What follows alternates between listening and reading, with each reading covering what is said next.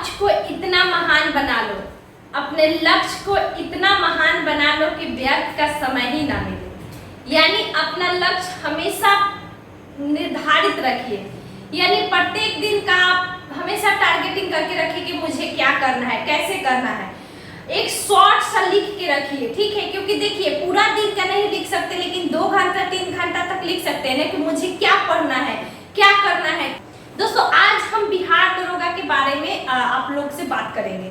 बिहार दरोगा के वैकेंसी, क्योंकि 2 दिन पहले आपने एक डीआईजी सर जो पुलिस मुख्यालय से संबंधित है, उन्होंने एक बयान दिया था कि बिहार दरोगा का लगभग 2000 प्लस यानी 2000 प्लस के करीब में वैकेंसी आई, ठीक है। यानी पिछला बार भी ये बात बोला जा रहा था, लेकिन आया वैकेंसी 1275, ठीक है।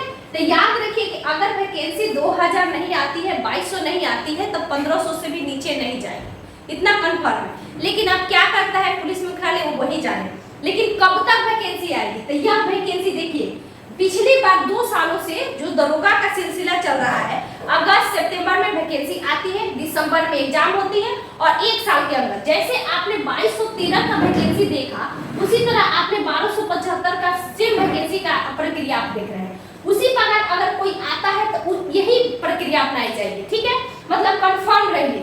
अगर आ रहा है सिलसिला तो वैकेंसी देखिए लोगों का बहुत हताश है क्योंकि वैकेंसी रुक गई, सीजीएल 4 आने वाली थी, बहुत बड़ा वैकेंसी आने वाली थी, लेकिन आपके पास क्या है सबसे बड़ी। अगर आप एक चीज देखिए तो 2025 में आप जानते हैं, क्योंकि अभी जो केंद्र सरकार में सबसे बड़ा चीज उन लोगों को समझ में आया, छोटी ही वैकेंसी दे रहे हैं, लेकिन दे रहे हैं। एनटीपीसी आ गया, एएलपी आ गया, आपको एसएससी जीडी में सीट को बढ़ाया गया, यानी क्या उसमें भी तो उतना के बच्चे निकलेंगे ना, तो वही निकलेंगे जो हमेशा अपना पॉजिटिव वे में तैयारी कर रहे हैं, ठीक है। तो आपको ध्यान रखना है 2025 यानी 2025 के पहले हमेशा अपने आप को पहले प्रिपेयर रखिए, तैयारी एक बार करिए, रिजल्ट बार लीजिए। दोस्त चलिए अब हम बुक लिस्ट के बारे में बताते हैं। जैसे कि आप लोग बार बुक लिस्ट करते रहते हैं, मैं लाइव भी आती हूँ, अक्सर लाइव आ रही हूँ आजकल, ताकि आप लोगों से वार्तालाप हो सके। तो बुक लिस्ट हमेशा वही बताती हूँ और वही बताऊंगी, क्योंकि बुक कभी चेंज नहीं होता। हाँ आप नए बुक ले सकते हैं इसके साथ में, जैसे कि अलग एडिशन का आप बुक ले सकते हैं, वो आपके ऊपर डिपेंड करना है, आप मार्केट जाइए। लेकिन अगर कोई भी परफेक्ट बुक है, तो अगर नए स्टूडेंट है और उनके लिए परफेक्ट है, तो हमेशा सिलेबस को कंप्लीट करिए। सिलेबस के लिए या तो आप कोई भी फाउंडेशन बैच ले लीजिए, फाउंडेशन मतलब किसी का भी आप क्लास खरीद लीजिए और क्लास खरीद के पूरा क्लास को कीजिए। और नहीं अगर आप सक्षम है फाउंडेशन बैच में प्यारे दो, तो आपको खुद मोटिवेटेड रख के यूट्यूब सबसे बड़ा हथियार है। यूट्यूब पे आपको सारे चीज मिल जाएंगे। आप यूट्यूब पे जाइए, सर्च मारिए, मैथ्स का मिल जाएगा, रीजनिंग का मिल जाएगा, जीके का मिल जाएगा, साइंस का मिल जाएगा। देखिए टीचर एक क्लास से आप किसी को डिसाइड नहीं कर सकते वो कैसा पढ़ाता है। जब तक आप वीडियो को मतलब पूरा नहीं देखते हैं, जब तक पढ़ते नहीं है, समझते नहीं है, कॉपी नहीं बनाते हैं, तब तक आप नहीं पकड़ पाएंगे। इसलिए किसी का भी देखिए पूरा देखिए, 5 से 10 जब तक आप नहीं देखिएगा तब तक आपको ठीक से समझ में नहीं आएगा।